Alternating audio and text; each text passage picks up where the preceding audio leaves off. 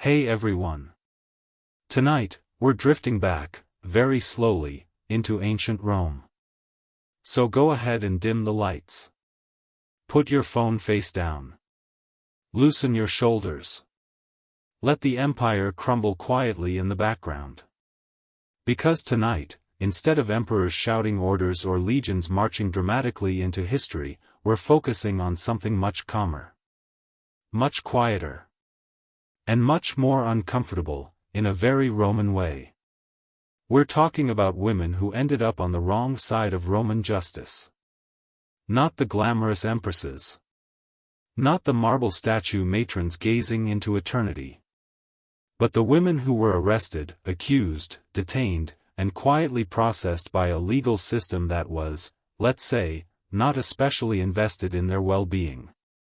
So let's ease into it. No sudden shocks. No shouting centurions. Just the slow, bureaucratic weight of Rome doing what it did best. Making things worse, very efficiently. Now, to understand what happened to women prisoners in ancient Rome, we need to gently set aside a modern idea. The idea of a prison as a long-term holding facility. With meals. Schedules. Rules. And maybe, if you're lucky, a courtyard. Rome didn't really do that. Roman prisons were not designed for rehabilitation. Or reflection. Or learning a trade. They were designed for waiting. Waiting for trial. Waiting for punishment. Waiting for execution. Waiting to be sold.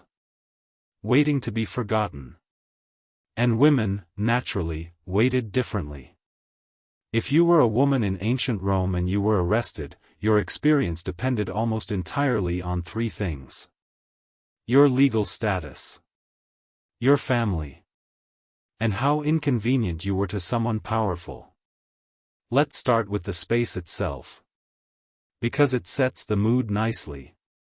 Roman prisons were not buildings you admired. They were not civic monuments. They were dark, low, airless rooms, often beneath public buildings. Under basilicas. Under forums. Under places where very important men gave very long speeches. The most famous was the Mamertine prison in Rome itself. A two-level stone pit. The lower level accessible only by being lowered through a hole. Which already tells you everything you need to know. There were no separate wings for women. No privacy. No meaningful distinction between accused and condemned. If you were a woman placed in one of these spaces, you were surrounded by men. Men accused of theft. Men accused of rebellion. Men awaiting execution. Men who had nothing to do except wait and stare. Roman law did not consider this a problem. Because Roman law did not think very hard about women who had already fallen out of respectable society. Once you were arrested, your honor was assumed to be gone. Which was convenient. For everyone except you. Now, technically, Roman citizens, especially women of elite families, were not supposed to be imprisoned at all. They were meant to remain under house arrest. Watched by family members.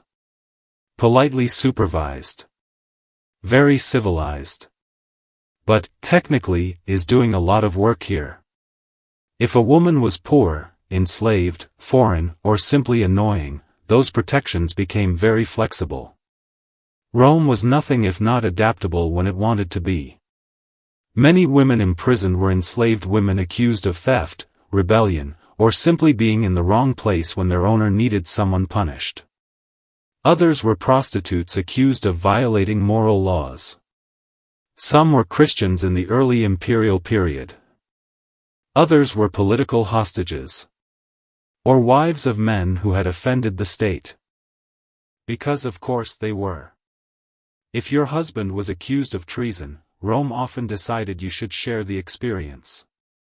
Emotionally. Physically. Legally. Rome loved efficiency. Inside the prison, daily life was not structured. There were no guards checking on well-being. Food was not guaranteed. If your family did not bring you meals, you didn't eat. If no one cared enough to visit, you weakened quietly in the dark. Women who were visibly pregnant were not released. They were allowed to give birth in custody. Sometimes in chains. Sometimes with other prisoners watching. The child, if it survived, became enslaved by default. Rome called this order. Hygiene, naturally, was not a priority. There were no toilets as we'd recognize them. Waste accumulated. Illness spread. Skin infections, fevers, parasites, these were part of the experience. For women, menstruation was handled with the same thoughtful care. Which is to say, not at all. Roman writers rarely mention this, which tells us everything. Things that were uncomfortable for elite men simply didn't exist in the historical record. But archaeologists and medical historians agree. Women bled, suffered, and managed however they could. With cloth scraps. With straw. With nothing. Now, here's where Rome gets particularly Roman. Interrogation. Roman law allowed torture of enslaved people as a standard investigative tool. Freeborn women were technically exempt. Again, technically. If the state believed a woman was lying. If her testimony implicated someone important. If there was political pressure to produce results. The rules softened. Women were stretched. Beaten. Burned with hot irons. Sometimes threatened with sexual violence rather than subjected to it, because Rome preferred its paperwork neat. Threats were often enough. And if they weren't, Rome escalated calmly. Professionally. Without emotion. What's important here is that torture was not about extracting truth. Romans knew it didn't work that way. Once interrogated, women waited.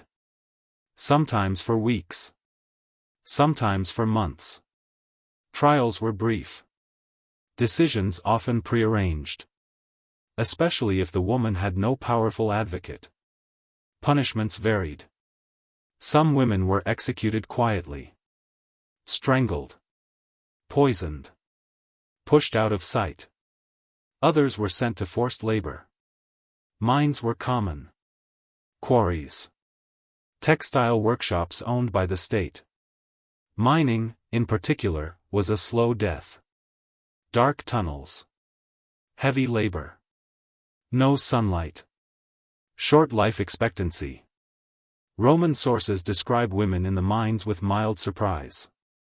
As if the real tragedy was seeing femininity wasted on hard labor. Rather than, the labor itself. Some women were publicly punished. Paraded. Beaten. Humiliated. Public punishment was not about correction. It was about reminding other women to behave. Quietly. Obediently. Preferably invisibly. Then there were the arena sentences. Women were rarely gladiators. But they were sometimes condemned to beasts. Especially if accused of religious crimes or moral offenses. This was framed as entertainment. But also as instruction. A woman who defied Rome was shown what happened to women who stepped out of line. Briefly. Publicly. And with animals. And yet, here's the strange part, Rome occasionally hesitated. There are records of judges delaying executions of women because they were pregnant. Or because their family begged convincingly enough. Or because killing a noblewoman would look bad this week. Mercy existed. But it was inconsistent. And very performative. Elite women fared better. Usually. If you were the daughter or wife of a senator, imprisonment was often symbolic. House arrest. Exile. Confiscation of property. Still devastating. But quieter. Exile was Rome's favorite elegant solution. Remove the problem. Send her to an island. Let history forget her. Women like Julia the Elder, daughter of Augustus himself, were exiled for moral crimes. Adultery. Indecency. Being embarrassing. Julia wasn't thrown into a dungeon. For poorer women, there was no island. No polite disgrace. Just confinement, labor, and disappearance. And this is perhaps the most Roman thing of all. Most women prisoners simply vanish from the record. No names. No epitaphs. No closure. They existed for a moment in a legal document. A charge. A sentence. A transfer. And then Rome moved on. Because Rome always moved on. As we gently drift away from the prison walls, there's something worth lingering on. Something quiet. Roman society was obsessed with control. Control of land. Control of bodies. Control of lineage. Women who ended up imprisoned were women who disrupted that control. By speaking. By believing the wrong thing. By belonging to the wrong man. By surviving when they weren't supposed to. Their punishment wasn't just physical. It was symbolic. It told every other woman what silence was worth. And so, as the torches dim and the stone corridors cool, we'll let those women rest. Unrecorded. Uncelebrated. Uncomfortable. And in the next part, we'll drift gently upward. Out of the prisons. Into the palaces. Because if you think imprisonment was bad, wait until we talk about what happened when women married into power. But for now, just breathe. Rome is very far away.